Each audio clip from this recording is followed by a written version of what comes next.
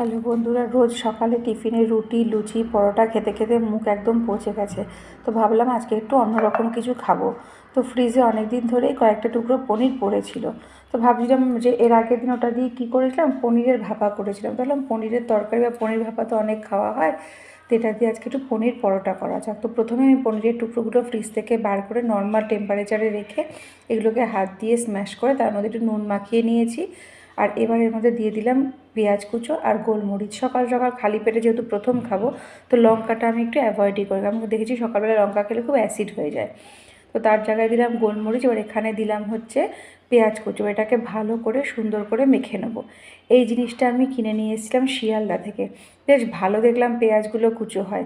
এর আগে একটা কিনেছিলাম, সেই যে দড়ি ধরে টেনে টেনে যেগুলো করে, সে দড়ি ধরে মারোটান পেঁয়াজ হবে খান খান, কিন্তু খান খান হয়নি, বিশ্বাস করে, একদম বাজে জিনিস ছিল, দিয়ে ওটাকে ফেলে দিতে হয়েছে। তারপর বেশ কিছুদিন ভেবেছিলাম আর কিনবো না। তো সেদিন শিয়ালদা গেছিলাম, দেখলাম বিক্রি হচ্ছে। তো লোকটা আমার সামনেই কয়েকটা পেঁয়াজ গাজর কুচি করে দেখালো, তো দেখলাম বেশ ভালোই কুচি কুচি হচ্ছে। তো সেই জন্য একটা নিয়ে এসেছি। এটাতে কিন্তু অনেক সুন্দরভাবে পেঁয়াজগুলো কুচি কুচি হয়ে গেল।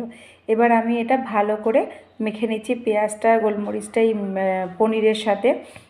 নুনটাও চেক করে নিয়েছি। এবার আমাদের ঘরে কেউ ডিপার্টমেন্ট ওয়াইজ কাজ, এবার আমি কিছু কাজ করি, মা কিছু কাজ করে। আমি এটা এখন ভদ্রমহিলাকে ট্রান্সফার করে দিলাম। মহিলা আগের থেকেই আটা মেখে রেখেছে, আমি ময়দা খাই না, সেই জন্য আটাতেই করতে বলেছি পরোটাটা। তো মহিলা আগের থেকেই আটা মেখে লেচি করে রেখেছে, এবার ডিপার্টমেন্টে ট্রান্সফার করে দিলাম। এবার ওনার ডিপার্টমেন্ট হচ্ছে উনি এগুলো মানে ব্যাটারটা ফিল করে মানে লেচি রুটিটা বেলে পরোটাটা বানাবে। আমি ততক্ষণে স্নান করে তৈরি হব।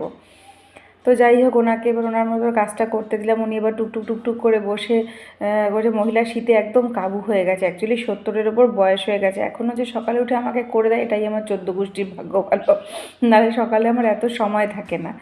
তো দেখো হয়ে গেছে পনিরের পরোটা, ভেতরে সাদা সাদা পনির দেখতে পাচ্ছ, বরফের মতন উকি ঝুঁকি মারছে। তো চলো টাটা।